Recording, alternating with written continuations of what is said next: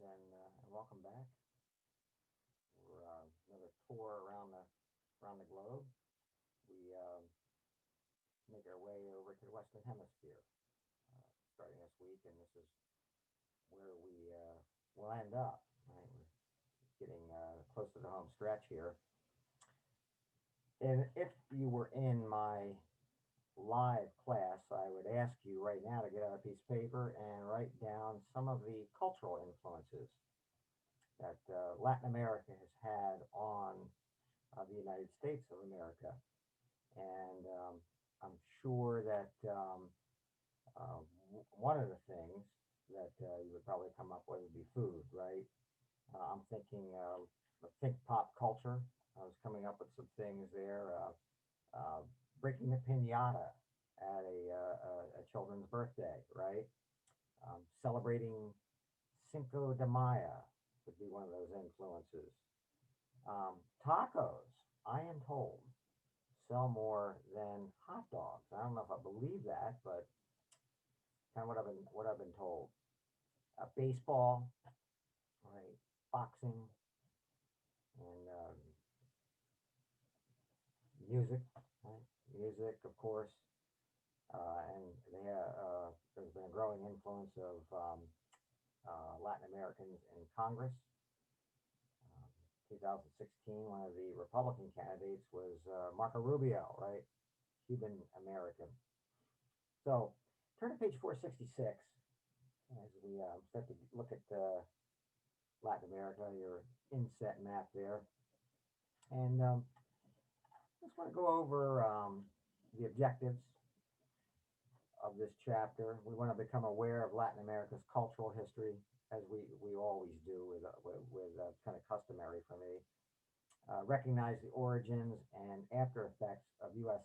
influence on the region, in the region, and we want to examine the economic development of uh, preferably Mexico and Brazil. They're the two biggest economies. Some of the heads up terms here. We're going to take a look at the Mayas, right? The Aztecs, and the Incas, the Treaty of Tordesillas, the Quiches, the encomienda system, haciendas, peninsulares, viceroyalties, the Monroe Doctrine, ejidos. And let me just jump right in here. I should be on page 466, and I'm going to set this up here, figure 11.1. Latin America is marked by profound contrast in its physical and human geography. High mountains, tropical rainforests, right? We know about those, and deserts are found throughout. Population of the countries in the region range from a few hundred thousand in the Caribbean basin to over 100 million in Brazil and Mexico. Economic and political power is consolidated in your large urban industrial areas. Now, prior to the arrival of Europeans, the cultural landscape was influenced by the Maya, Aztec, and Inca. However, the contemporary cultural geography of the region has been profoundly influenced by Iberian colonists from the Iberian Peninsula in Europe, who introduced the dominant languages of Spanish and Portuguese, right?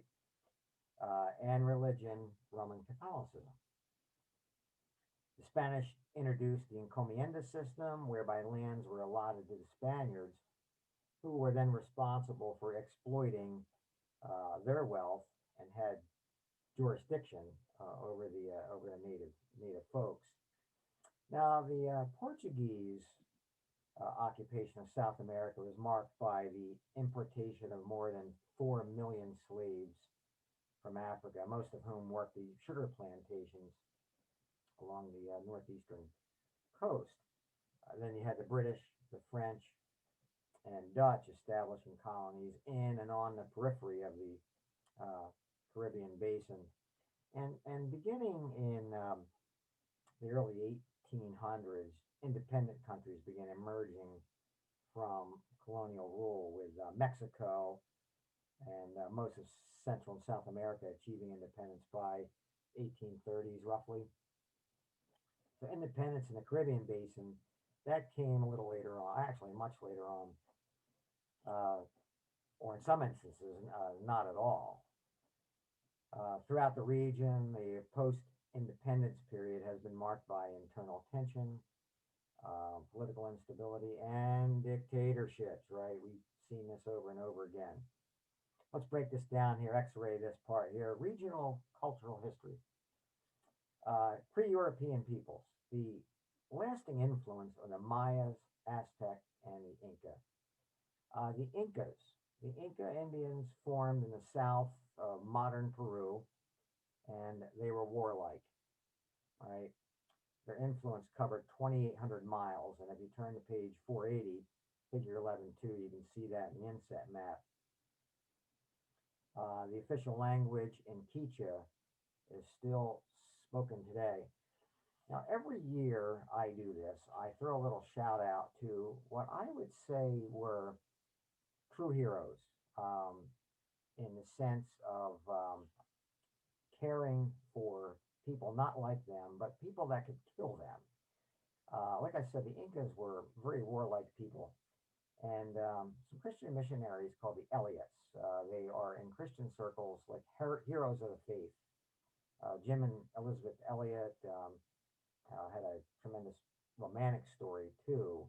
But Jim and Elizabeth Elliot really had a deep desire to reach the Incas with the Christian message, knowing they were warlike and they may not survive the first meeting. Um, After some time, I think Jim got himself a helicopter and they were able to, land in that area. They had foodstuffs and things to give them. And the meetings went well the first few times, but shortly thereafter, and there were three other families that went along with them. Uh, Shortly thereafter, most of them were speared to death. But there was enough time there to um, inculcate the Incas with, you know, the sight of some love given to them in peace. Elizabeth eventually went back there and did ministry. And make the long story short, Quichua people, the Incas were Christianized, and it became a very civilizing factor to them. So, um, if the Bible story is true, I am quite certain that after the Quichua Indians go see Jesus, I think he will. I could see him escorting them over to the Elliots, right? And I'm sure that would be a World Series type scene, the Elliots being lifted high, right? Spanish colonization. Spanish colonization, just a great story of heroism, the Elliots. Spanish colonization, the Treaty of Tordesillas. The Treaty of Tordesillas, probably one of those terms you should not try at home and maybe leave it to professionals. I don't even know how good of a job I'm doing on that right now. But the Treaty of Tordesillas established a demarcation line at the 46-degree west longitude between south, or between Spain and Portugal, and the eastern quarter of South America would go to the interest of the Portuguese. Page 481, 11, 13, I think, describes this. And legend has it that the Pope decided on this demarcation line because he didn't feel it'd be appropriate for two Catholic countries fighting one another. So hence the demarcation line. And to make it more specific, if you take a look at the demarcation line, the Portuguese basically ended up getting Brazil, and the rest of South America went to the Spaniards. Of course, Brazil takes up nearly half the continent. Spanish control, right? Spanish control west of that line consisted of a geographic system based on mineral exploitation and transportation to a few ports. Large estates engaged in raising livestock and hence a rigid, very rigid class structure. Now, the encomienda system, a feudal Spanish system, large land grants to nobles and soldiers and church officials who exploit resource wealth and hence establish settlements as a result. Spanish colonial agriculture developed these large production estates in the process called haciendas to cultivate crops and raise livestock for the domestic markets. The natives, of course, as you could guess, were the laborers who lived on the haciendas in exchange for their work. It's kind of a New World feudal system. So the Peninsulares, these were Spaniards. These were Spaniards who were born in Spain, who were living or working in the New World, and they took the highest offices. And that was a little bit like if you guys remember back to we studied South Asia and India, like a caste system. If you were born in Spain, came over to the New World, you were at the top of and they didn't call it a caste system, and historians do not, but just kind of pulling that part of our study into, applying it to this. The Peninsulares would be at the top of the caste system, and Spaniards that were born in the New World would be the middle class, and then the third and bottom class would be, your natives to the New World, your Indians, right? So there you have that. Portuguese colonization. Again, we're looking at Brazil, modern day Brazil there. The Portuguese set up a governor in Brazil in 1549, and the city of Salvador. The city of Salvador becomes the first capital. Page 481, figure 1114. We'll highlight that area. Well, independence from Spain. Independence from Spain begins to emerge, and you have some notes here, right? And as I always say, to keep you awake and to give that appearance that we are in college, right? Spain and Portugal. Spain and Portugal were weakened by resisting Napoleon. So new countries emerged in Latin America known as Spanish viceroyalties. And the viceroyalties were basic administrative divisions. They were administrative divisions. Unfortunately, colonial boundaries were poorly surveyed, right, causing future problems. Saw a little bit of this a couple chapters ago, right, in Africa. Maybe that was a little more purposeful there, but yeah, these were poorly surveyed, and human nature, we're just territorial people. Let's just face it. Independence from Spain. Independence from Spain. Mexico gains independence from Spain, 1821.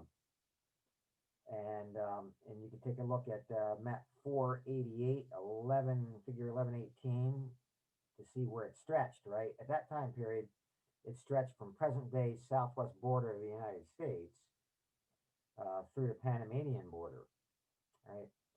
The Central American region separated from Spain in 1838, not that long after, less than 20 years. Point 2 here, then you have Brazilian independence. And Brazil was a little different from the rest of the region in that they encouraged immigration. And they received many immigrants from Germany, Italy, and Japan in the early 1900s. So looking back at your fills here, I want to look at continuing external influences. Import substitution, point one there, import substitution. The region's goal was to become less dependent, right, on selling unprocessed or unrefined raw materials in exchange for high-priced uh, manufactured goods from industrialized countries. Then the Depression and World War II um, enlightened Latin America to be internally self-sufficient. Figure 11.2, turn to that. We're going to give the climate a little love here, right? And then we're going to move on. Tropical climates, figure 11.2, you can just follow along. Tropical climates dominate Middle America, the Caribbean basin, and northern South America. Arid climates dominate northern Mexico, southern Peru, northern Chile, and Patagonia in southern Argentina. You have humid mid-latitude climates are found in eastern South America and southern Chile. And then you have the collision of tectonic plates that form the region's dominant physical features. Your insular and um, mainland Middle America has numerous volcanoes and earthquakes. The Andes Mountains. Andes Mountains are the world's second highest mountain range, and they run the length of Western South America. The interior South America, just east of the Andes, is dominated by broad plateaus and wide river valleys. And then the Amazon basin, right, is home to the world's largest expanse of tropical rainforest. Okay, I want to move now into global and local changes for the region. Take a look at some of the global cities. Economic strength within the region has a wide range from countries like Haiti, that are among the world's poorest, to economic giants like Brazil. The population in the region is concentrated along and near the coasts, except in Mexico, where the population is concentrated in the central part of the country. If you take a look at that, you can see that that's where Mexico City is. While there are many large cities in the region, interaction on the global level is dominated by Mexico City and Sao Paulo, Brazil. Natural increase and industrialization rates are generally high throughout the region. And you can turn to page 487 at this juncture, and 486, right? 486 is the consumer goods chart that I keep bragging about every week, that I think some of you probably find interesting. You can take a look at that. Who owns what? How many out of 1,000 people on a phone, right? You guys know the drill on that. Global and local changes. The Monroe Doctrine. The Monroe Doctrine in 1823, the U.S. assumed the role of geopolitical leader in the Western Hemisphere. And by the early 1900s, there was a growing presence in Latin America by the United States. So take a look at that. The United States and Latin America, by the late 1900s, because of all that, Latin America was looking to the United States for trade, political support, popular culture. Miami, right, becomes a strong cultural link during that time. Some of your global cities, I mentioned earlier, Mexico City, as I was setting this section up, and Sao Paulo. Sao Paulo, Brazil, are dominant forces responsible for placing Latin America into the global system. Now, there are population pressures, right? Natural increase and migration patterns. Southern South America has actually the slowest population growth. Argentina, Chile, and Uruguay are about 1% population increase rates. And one of the reasons why, well, several reasons why, they have fewer immigrants from Europe, wars with one another. I guess two big reasons there. I'll just say something about population increase rates. I know in the spring I'll be teaching an introduction to geography, and I dwell on this. Hopefully, some of you take that course. This is a fantastic course, as all the geography courses are. But generally, your populations in developed worlds are growing at 1%. And if it's growing at 1%, annually, the population will tend to double over 70 years. That's kind of average. Some of your poorer, developed countries, especially your agricultural countries that need a lot of family members, to take care of the fields, they're growing at 2% annually. So population doubles at about 35 years. That's not good either. And that's the case with, some of the poor agricultural countries in South America. Where I want to go? Where do I want to go to next? Let's take a look at some of the political changes, and you can turn to page 499 while I set that up. With a population of approximately 106 million, 106 million. Mexico, right? Mexico has the second largest population in the region, and one of the, arguably, two largest economies in all of Latin America. And Mexico became a signatory to the North American Free Trade Act, right? Free Trade Amendment, NAFTA, in 1992. And the look there was to, give greater economic integration with Mexico, for Mexico to Canada and the United States. Urbanization and industrialization are concentrated in an area extending from, and you take a look at your map there, Guadalajara through Mexico City, right all onto Veracruz. And, Mexico City is by far the largest urban center, approximately 19 million folks there, and three-fourths of the manufacturing industry. So, most of your financial establishments in the country are obviously going to be located in Mexico City. Another zone of industrial production exists along the U.S. border, and that's a result of Mexico's Maquiladora program. So let's break this down here. Mexico, part 3, page 499, should have your map. Probably helpful to have your map open there. Political changes. In 1821, independence was gained from Spain. Touched on that a little earlier. Stability up until 1871. Enter the Diaz dictatorship. But the Diaz dictatorship plants seeds of Mexican Revolution in 1911.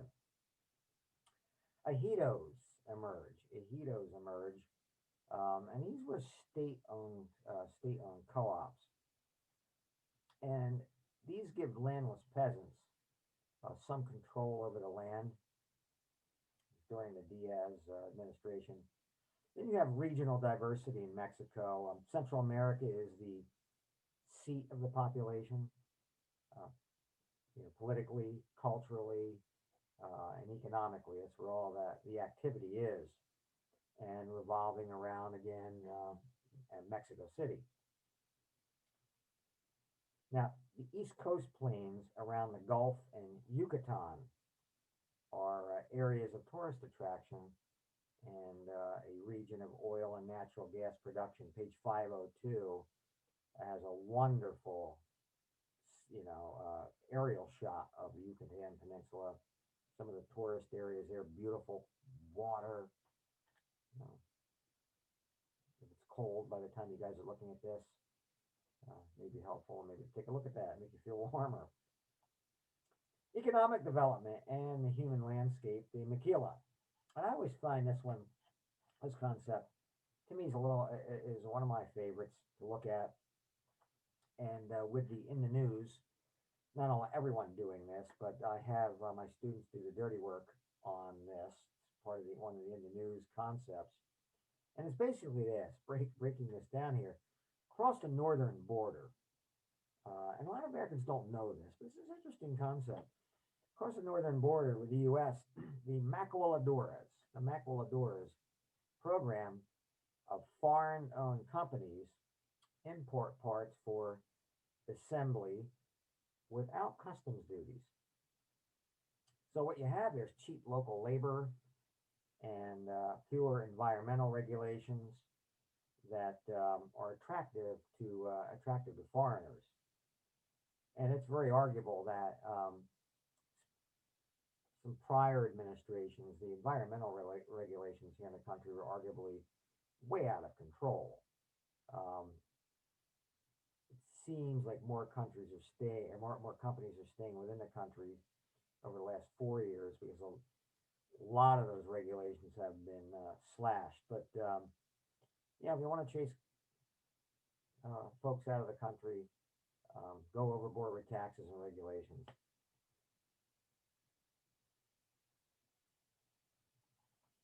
I'm going to look briefly here at some of the other regions, and I want to end up with Brazil. Page 503. Let's take a look here at Central America. Central America consists of 7 countries located on an isthmus extending from Mexico to Colombia. With the exception of Costa Rica and Panama, the countries of this subregion are among the poorest in Latin America, long plagued by political instability. Most of these economies focus on, as I mentioned earlier, agricultural production. You can turn to figure 1128 as well, as I'm going to just mention here Panama, of strategic importance is the Panama Canal, and that connects the Pacific and the Atlantic Ocean via the Caribbean Sea. It was built in 1914, and the canal is now just too small for many of today's container ships. I think you can see one of those on that figure 1128. After you look at that, turn to page 507. Let's take a look at the Caribbean Basin, and that's made up of 4 large islands. The Greater Antilles Islands are the 4 large islands, and then you have the many smaller islands considered the Lesser Antilles, settled by the Europeans to develop sugar plantations. The subregion has a strong African cultural influence. Tourism, as you can probably guess, is an important economic activity, as few places in the Caribbean Basin are well endowed with natural resources, so it's very tough for them to diversify.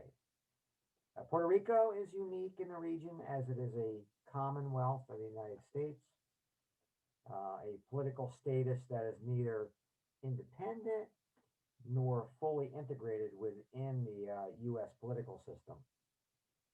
We have many in the U.S. political system looking to bring it into, firmly into the U.S. political system with representatives. And, right. Now, turn to page 512. I want to write some notes here, a few notes on this particular region, an interesting region.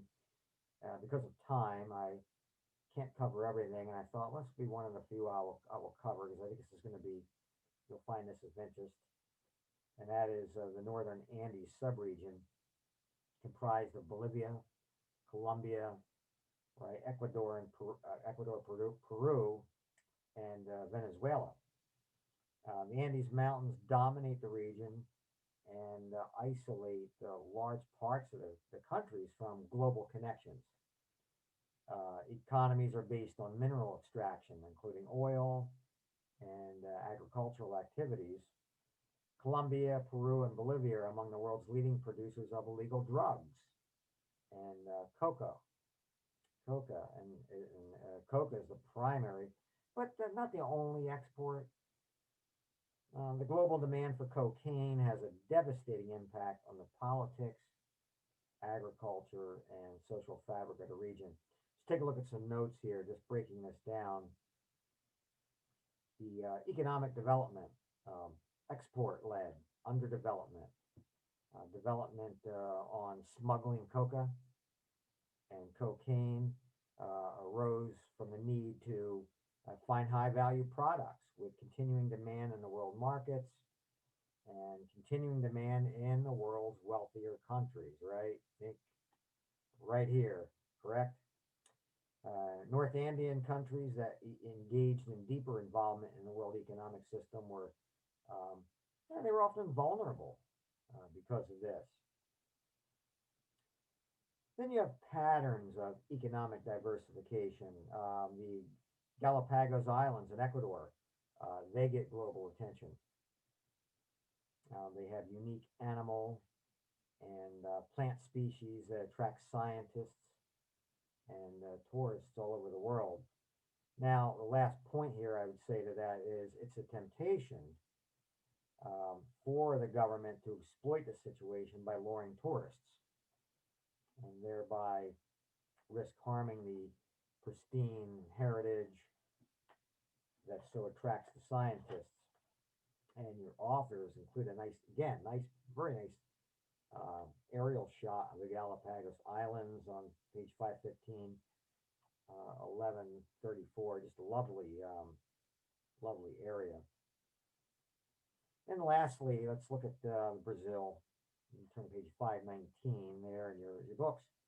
And let me set this up. The Brazil is the largest and most populous country in Latin America. It has one of the world's largest economies. Also has a large and growing number of material poor people, many of whom live in favelas uh, that surround major cities, right? Like slum areas, we would consider it here in the United States. Shanty towns, we looked at in Africa. Nearly 60% of the country is drained by the Amazon River network, which is dominated by rainforest and is sparsely populated. Most of the population is concentrated along the Atlantic coast, right? And economic output is concentrated in and around Sao Paulo and Rio de Janeiro. Brazil has a diverse economy with high productive mining, agricultural, and manufacturing sectors. Take a look at our last set of notes here. I got some fills for you, the X-ray Brazil here. Northeastern coastline and plateaus were first settled in Brazil.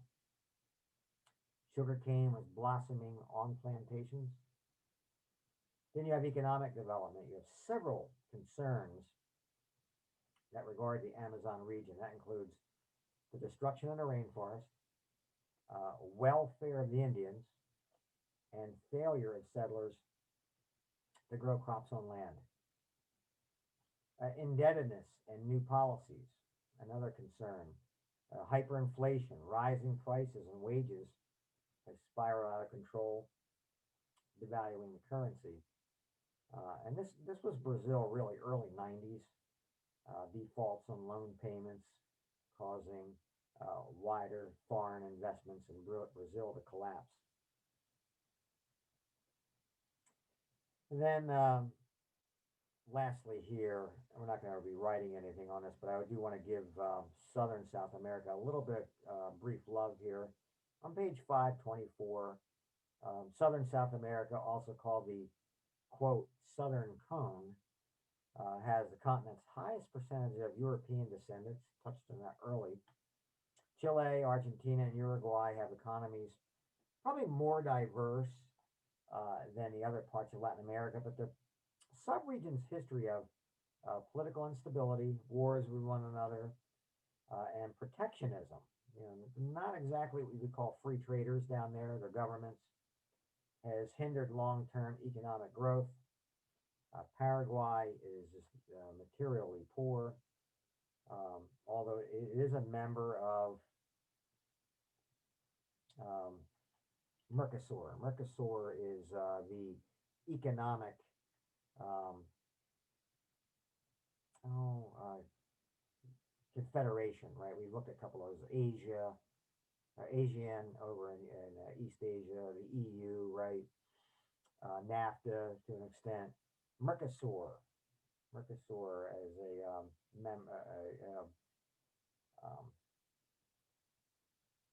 confederation, economic confederation for Brazil's in it, of course Argentina, Uruguay, and then of course you have Buenos Aires in Argentina. That's the dominant city of the subregion. So there you have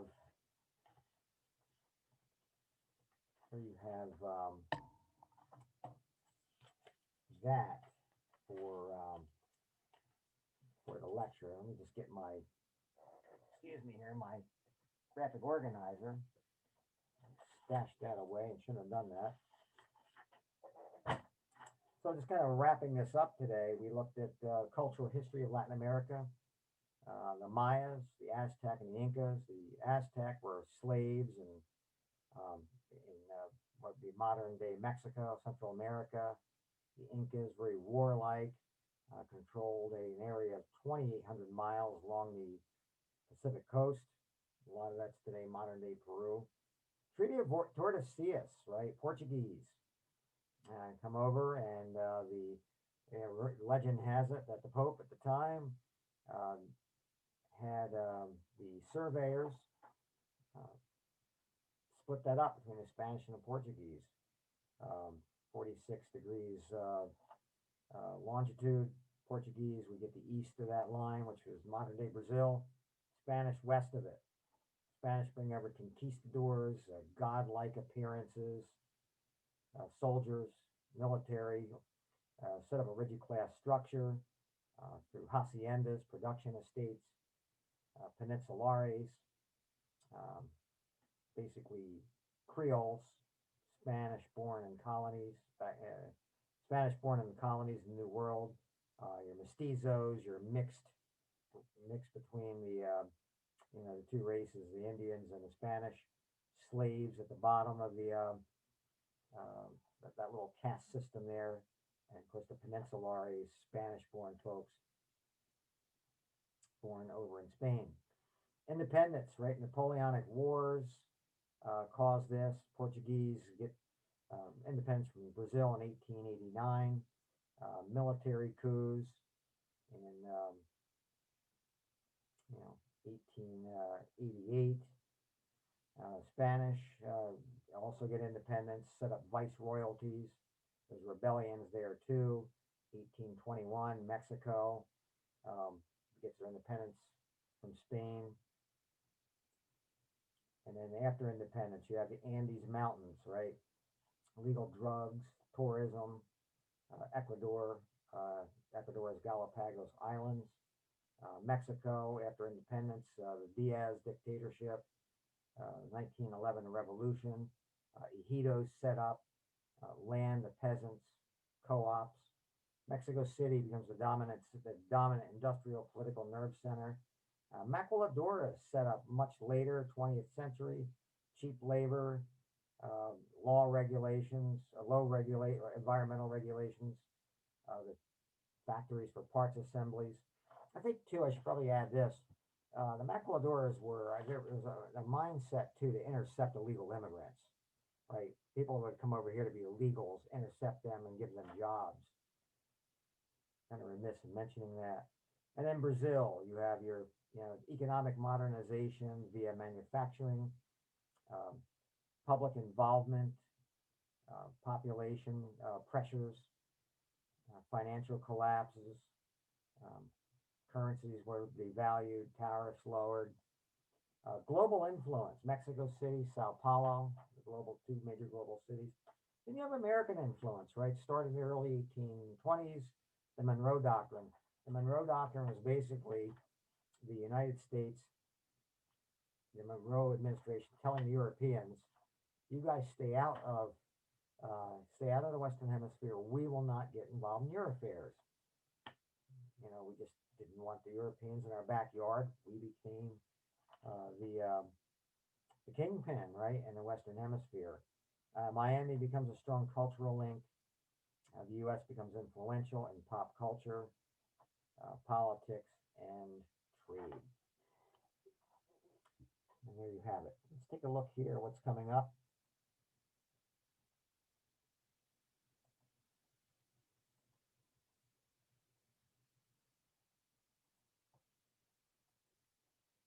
Wednesday, I'm going to have some comprehension and analysis questions, some videos. I'm looking now as I'm speaking to you folks. It's Thursday morning. Soon, probably right after this, into the weekend, I'm going to be researching um, some. Just get away from some of the old videos. Maybe look at some new things. I'm thinking about maybe throwing something on there about the Elliots. They might find interesting. The war on drugs in Colombia. I'm looking at. I mentioned the rainforest. I'm looking at maybe getting a reading or some video on the arguments on the rainforest. I mean, there are arguments out there that, hey, as we exploit the rainforest, a lot of people like those bats and pianos and building homes, right? Home building. So it's working out real well for some people. And the downsides of that, if there is proper forest management, the argument goes, right, that all ends well. But you know, going to take a look at um, maybe some of those themes with the videos. I don't have those yet.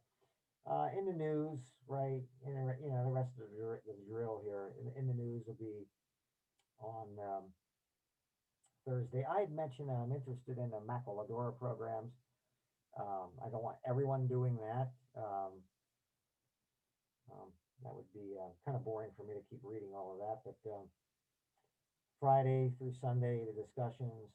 We will quiz on Monday, and then we start really kind of maybe the home stretch of the course. We're down to the last month, right? These things go very fast.